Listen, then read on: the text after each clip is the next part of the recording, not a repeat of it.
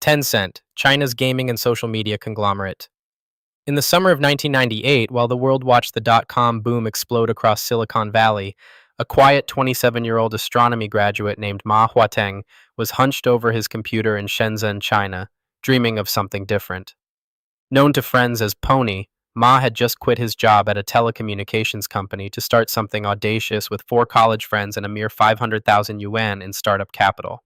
Their company, Tencent, would begin as a simple instant messaging service called QQ, but within 2 decades, it would become China's most valuable internet company, worth over $500 billion at its peak. This is the story of how a penguin mascot and a vision for connecting people transformed into an empire spanning gaming, social media, payments, and artificial intelligence, touching the daily lives of over 1 billion users worldwide. What started as China's answer to ICQ would evolve into a digital ecosystem so comprehensive that entire generations of Chinese users would live their entire online lives within Tencent's interconnected web of services. Ma Huateng's journey to becoming one of China's richest men began in the most unlikely way possible, with borrowed servers and a desperate search for revenue. In 1999, QQ launched as a free instant messaging service, but free services require funding, and Tencent was burning through cash faster than Ma could raise it. The company was so strapped for resources that they couldn't afford their own servers, instead renting space from other companies and constantly worrying about their service going offline. Ma famously considered selling QQ multiple times during these early years, at one point offering the entire company for just 600,000 yuan to another Chinese internet company, which declined the offer. The breakthrough came when Tencent realized that Chinese users had different needs than Western internet users. They wanted customization, entertainment, and social status symbols.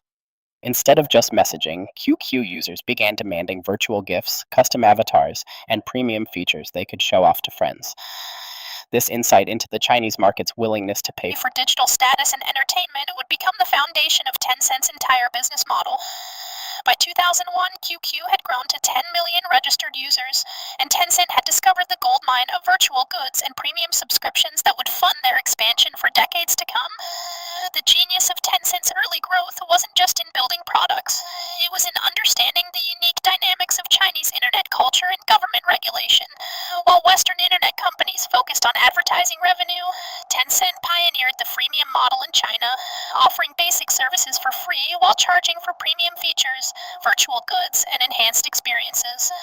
Key users could buy virtual coins to purchase custom avatars, special emoticons, and premium chat features, turning digital self-expression into a revenue stream.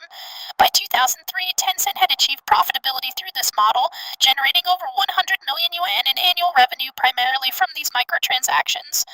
The company went public on the Hong Kong Stock Exchange in 2004, raising 200 million Hong Kong dollars and giving Ma the capital needed for aggressive expansion. But Tencent's real strategic advantage was their deep understanding of Chinese regulatory requirements and their ability to build products that satisfied both user demands and government oversight. While many international internet companies struggled to navigate China's complex regulatory environment, Tencent built compliance and local sensibilities into their products from day one, allowing them to scale rapidly without the regulatory setbacks that plagued foreign competitors. The transformation from messaging company to gaming empire began in 2003 when Tencent made a decision that would define their future. They entered the online gaming market. Ma Huateng recognized that games weren't just entertainment, they were social experiences that could keep users engaged for hours while generating substantial revenue through virtual goods and premium features. Tencent's first major gaming success came through licensing and localizing international games for the Chinese market, starting with QEU Games, a collection of casual card and board games that integrated seamlessly with their messaging platform. The breakthrough moment arrived in 2008 when Tencent launched Crossfire, a tactical first-person shooter that became one of the highest-grossing online games in the world, generating over 10 billion yuan in lifetime revenue. But the real game changer was their approach to mobile gaming, particularly with the launch of Honor of Kings in 2015, which became the world's highest-grossing mobile game, earning over $2 billion annually at its peak. Tencent's gaming division grew so successful that by 2020, they had become the world's largest video game company by revenue, surpassing giants like Sony and Microsoft. Their strategy extended beyond developing games to acquiring gaming companies worldwide, including purchases of Riot Games, creators of League of Legends, for $400 million, Supercell, makers of Clash of Clans, for $8.6 billion, and stakes in hundreds of other gaming studios globally. While gaming provided the revenue engine, Tencent's next empire-building move came through recognizing the shift toward mobile and social media with the launch of WeChat in 2011. Initially developed as a response to the growing popularity of mobile messaging apps, WeChat quickly evolved into something unprecedented, a super app that combined messaging, social media, payments, gaming, news, and e-commerce into a single platform. Within just 2 years of launch, WeChat had accumulated 300 million users, and by 2018 it had over 1 billion monthly active users, making it one of the most used apps in the world. The genius of WeChat wasn't just its functionality, but its integration with the broader Tencent ecosystem. Users could seamlessly transition from chatting with friends to playing games to making payments to reading news, all without leaving the app. WeChat Pay, launched in 2013, transformed digital payments in China by allowing users to transfer money, pay bills, and make purchases with simple QR code scans, processing over 1 billion transactions daily at its peak. The platform became so integral to daily life in China that entire businesses were built around WeChat's ecosystem, from mini programs that functioned like apps within the app to WeChat Work for business communications. By 2020, WeChat had become more than just a messaging app. It was digital infrastructure that powered much of China's mobile internet economy. Tencent's expansion into artificial intelligence, cloud computing, and enterprise services demonstrated Ma Huateng's vision extending far beyond consumer applications into the backbone of China's digital transformation. Recognizing that their massive user base generated unprecedented amounts of data, Tencent invested heavily in AI research and development, establishing labs in China, the United States, and Europe focused on machine learning, computer vision, and natural language processing. Their AI capabilities powered everything from content recommendation algorithms that kept users engaged longer to fraud detection systems that protected WeChat Pay's billions of transactions. Tencent Cloud, launched in 2013, leveraged their expertise in handling massive scale to offer cloud computing services to other businesses, growing to become one of the top cloud providers in Asia with annual revenue exceeding 20 billion yuan by 2020. The company's foray into enterprise services included Tencent Meeting, which became crucial during the COVID-19 pandemic, gaining over 100 million daily active users within months of widespread adoption. Their investments in emerging technologies extended to autonomous vehicles through partnerships with car manufacturers, smart city initiatives that used AI to optimize urban planning, and healthcare applications that used machine learning to assist with medical diagnoses. By diversifying beyond consumer internet services, Tencent positioned itself as essential infrastructure for China's entire digital economy. The financial numbers behind Tencent's empire reveal the staggering scale of what Ma Huateng built from that initial 500,000 yuan investment. By 2017, Tencent became the first Asian company to surpass $500 billion in market capitalization, briefly making it one of the 5 most valuable companies in the world alongside Apple, Google, Microsoft, and Amazon. Their annual revenue grew from virtually nothing in 1998 to over $70 billion by 2020, with profit margins that made them one of the most profitable internet companies globally. Gaming alone generated over $25 billion annually for Tencent by 2020, representing roughly 35% of their total revenue and demonstrating the sustainability of their core business model. WeChat's contribution to revenue came not just from advertising, but from the entire ecosystem of services built around the platform, including financial services, cloud computing, and mini programs that generated revenue through transaction fees and service charges. Tencent's investment portfolio became another significant value driver with strategic stakes in over 800 companies worldwide, including major positions in Tesla, Spotify, Snap, and dozens of Chinese unicorn startups. The company's ability to generate cash flow allowed them to return substantial value to shareholders through dividends while continuing to invest heavily in research and development.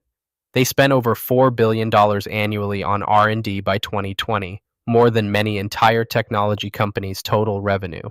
The competitive moat that Tencent built around their empire demonstrates masterful strategic thinking about network effects, ecosystem integration, and user lock in.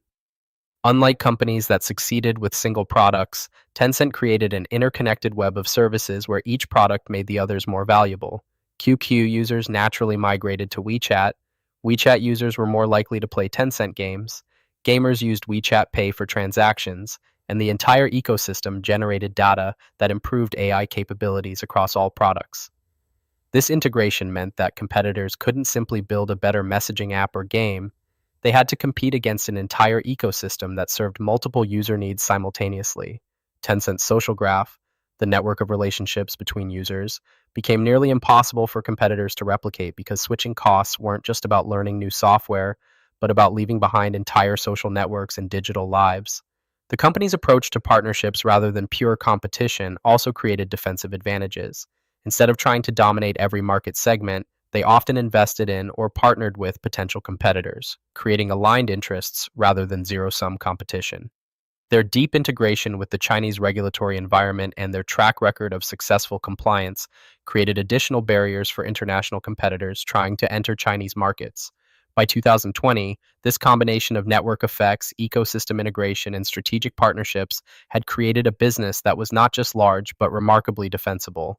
However, Tencent's empire faced significant challenges that tested the resilience of everything Ma Huateng had built, particularly around regulatory pressure and international expansion difficulties. Starting in 2018, Chinese regulators began scrutinizing the gaming industry more closely, implementing restrictions on game approvals and playing time limits for minors that directly impacted Tencent's core revenue source. The regulatory environment became more complex in 2021 when Chinese authorities launched antitrust investigations into major technology companies, forcing Tencent to open up their ecosystem and reduce their control over certain market segments.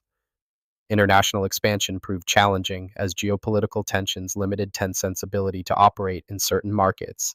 Their gaming and social media services faced restrictions in India, potential bans in the United States, and regulatory scrutiny in Europe over data privacy concerns. The company's international gaming investments also faced political pressure, with proposed acquisitions being blocked by foreign governments concerned about Chinese technology company influence. Despite these challenges, Tencent's diversified business model provided resilience. When gaming revenues faced regulatory pressure, their cloud computing and enterprise services grew rapidly, and when international expansion became difficult, their dominant position in the Chinese market continued generating substantial cash flows. The company's response to regulatory challenges demonstrated the adaptability that had characterized their growth from the beginning. They increased investments in areas favored by regulators like enterprise technology and artificial intelligence research, while adjusting their consumer facing products to meet new compliance requirements. Ma Huateng's transformation of a simple messaging service into China's digital infrastructure represents one of the most successful empire building stories in internet history, demonstrating how understanding local markets and user behavior can create global scale success. From those desperate early days when he couldn't afford his own servers to building a company worth hundreds of billions of dollars, Tencent's journey illustrates the power of ecosystem thinking, long term vision, and relentless focus on user experience. The empire that emerged wasn't just about financial success. Tencent fundamentally changed how over a billion people communicate, play, pay, and interact with digital services, creating new behaviors and expectations that influence the entire technology industry. Their success in gaming showed the world the potential of free to play models and social gaming experiences, while WeChat demonstrated how super apps could integrate multiple services into seamless user experiences. The company's approach to artificial intelligence and data utilization provided blueprints for how technology companies could leverage massive user bases to create competitive advantages in emerging technologies. By 2020, Tencent had achieved something remarkable. They had built not just a successful company, but digital infrastructure so integral to daily life that their products had become utilities rather than just applications. The penguin that started as QQ's mascot had evolved into a symbol of China's technological capabilities and the potential for local companies to create global scale impact by deeply understanding and serving their home markets before expanding worldwide.